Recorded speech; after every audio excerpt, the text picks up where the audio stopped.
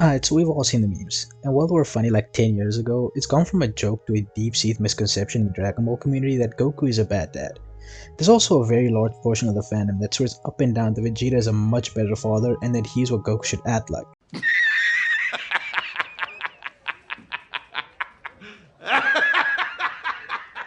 And today I want to put these misconceptions to bed and prove that without a shadow of a doubt, Goku is a better father than Vegeta.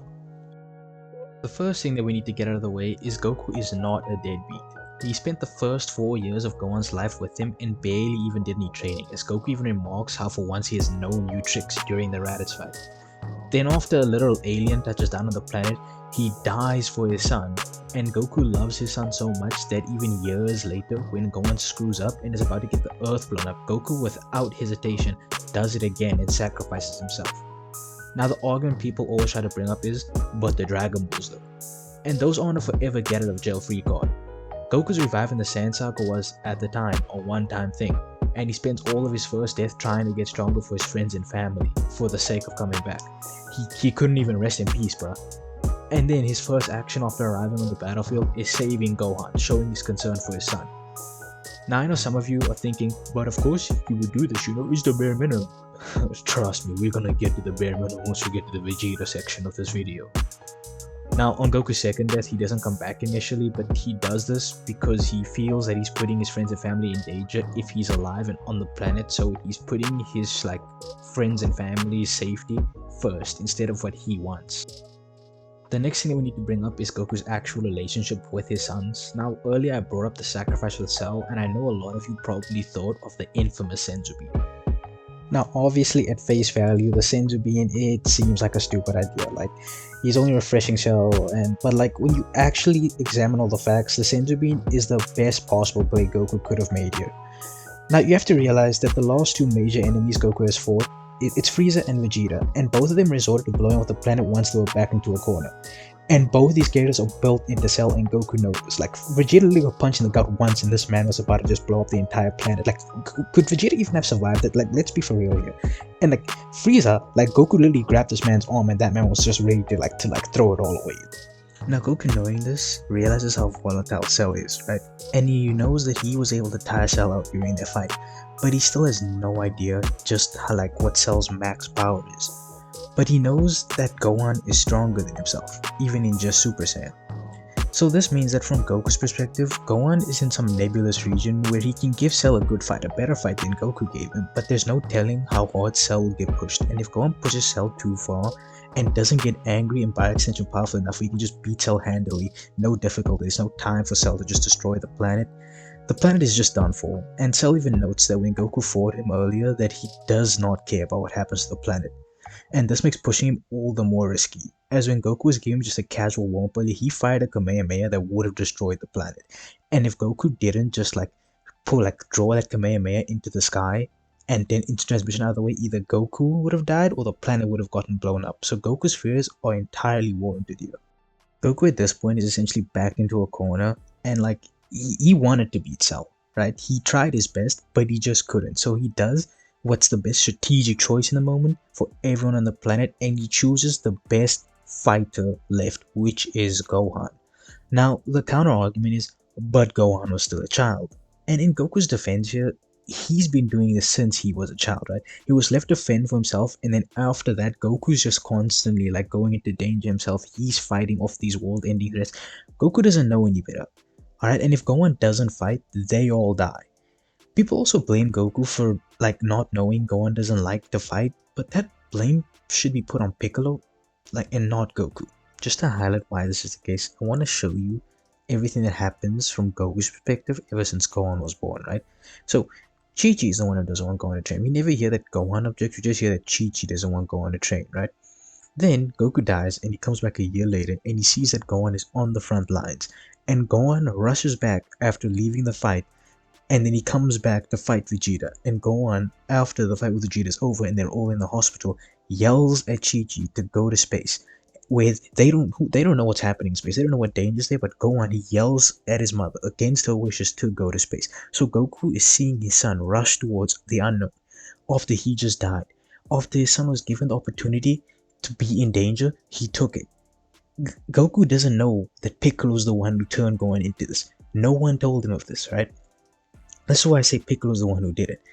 And then we get to Namek, right? And Gohan is on the front lines again. And even like when Goku is healing in the part, all he senses is Gohan going up against the strongest enemy they've ever encountered by far and not backing down. And he senses Gohan constantly power cliffing everyone on the battlefield. Like even Vegeta, Gohan's just getting stronger to fight this person and not backing down. And Gohan even refuses to run away until Super Saiyan Goku orders him to leave, right? And then later, Trunks comes back, tells him, yo, all of you are gonna die. And then they want to train. And then Gohan wants to train with them. No one forces Gohan to train. He wants to train with them. So you see how from Goku's perspective, his son wants this? Goku isn't us. He is only aware of what he has seen or has been told. And all he has seen is the result of what Piccolo beat into a toddler. So Goku's thinking Gohan wants this should not be seen as a bad dad moment. Especially because when Piccolo tells Goku doesn't like fighting, the first time Goku has ever heard this, by the way, Goku throws all logic out the window and asks for a senzu so he can try and fight Cell himself again, despite knowing it's a guaranteed death scenario for not just Goku, but the entire planet as a whole. He disregards all of that because he's trying to save his son now that he knows his son doesn't want this. This is in fact the exact same as Vegeta rushing towards Super Perfect Cell a bit late in the arc despite knowing he has no chance, but Vegeta gets all the praise for that, when it took his child literally dying for him to do that. Goku just had to learn something no one ever told him, and Goku was ready to do the same, but we never hear about this in these conversations? Hello? Vegeta's son had to die for him to show any affection, but he's the good dad? In the Buu saga, Goku meets Goten, and immediately after noticing him, he greets him, but Goten is shy and doesn't seem ready to talk to Goku yet, so Goku waits a bit to give him some time. Unfortunately, before Goku has time to properly bond with him, everything kinda goes to hell with the whole Buu fiasco, and by the time Goku sees Goten again, Goten is antagonistic towards Goku, because from Goten's perspective, the person he was told was so perfect and powerful by basically everyone he knows, just let his brother and his best friend's father die based on what Goku has just told him. Now real quick, I want to add, this shows how Goku is helping Vegeta because he actively chooses to not paint Vegeta in a negative light in front of Trunks.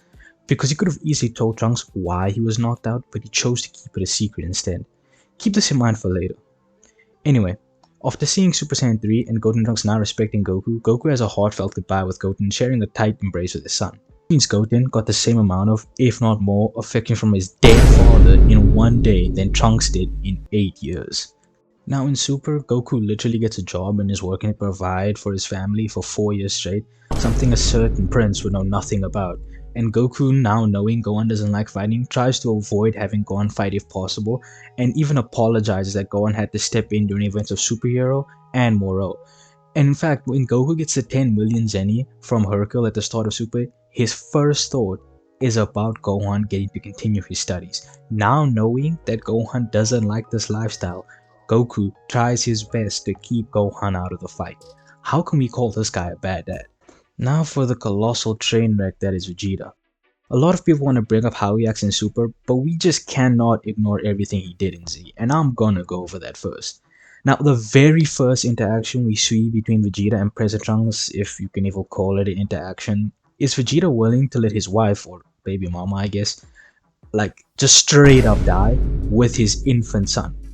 And when confronted about it by future Trunks, he straight up says verbatim he doesn't care for them. He sees them arrive, watches Jiro fire at them, and is more concerned with the fact that there's more androids for him to fight than his newborn son and his wife, whatever Bulma is him at this point.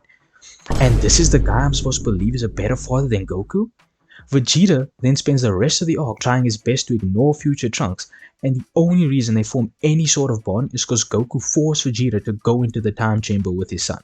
So that little moment after Trunks dies is only thanks to Goku forcing Vegeta to be a parent for once, and even then it took the man watching his son die for him to display any sort of affection. Father of the year, ladies and gentlemen.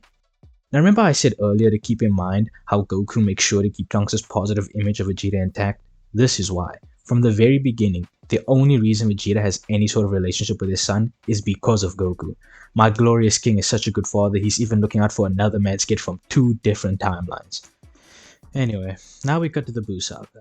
And I will admit, thanks to Goku's help, and after Vegeta realizes he does have a heart, Vegeta does treat present Trunks a bit better. He allows Trunks to be in his presence while training and even tells him to not overexert himself. I mean, hey, it's a start. He even takes Trunks to the amusement park after punching the shit out of him. Okay, maybe I'm being a bit harsh, but still, this is like below the bare minimum considering Vegeta does nothing for his household. And then, as I alluded to earlier, we get the big reveal that in Trunks' 8 years of living, Vegeta has never even hugged his son once, which is baffling to me. Now, some of you may be expecting me to bring up that he knocked out Trunks after this, but to be honest, it was a necessary measure to make sure they stay out of the fight, so I can't blame Vegeta for this one. You know, like I'll give him a pass on this one. You know.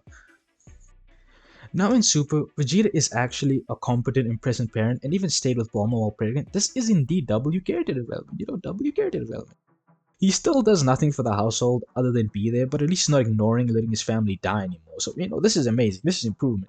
Now, I know you guys are going to bring up the fact that he doesn't need to work as a farmer, and yes, I know, but for those people, I ask genuinely, what is Vegeta bringing to the table in that relationship? Goku, despite Chi-Chi and her father having money, is always out working or hunting to provide food. He is literally a family man who's died for his son but is labeled a bad dad. Meanwhile, Vegeta is an entitled gold digger but gets infinite praise. Hello? It's honestly quite shocking how everything good Goku does gets ignored, but everything bad Vegeta does gets ignored. Interesting dichotomy, I guess. But yeah, that's going to be it for the video. I just wanted to highlight how Goku is indeed a better father than Vegeta, as well as address some prominent misconceptions in the community. If you like this video, be sure to like and subscribe. If you think I got anything wrong, be sure to leave it in the comments. And have a great rest of your day or night whenever you're watching this, and I hope to see you all next time.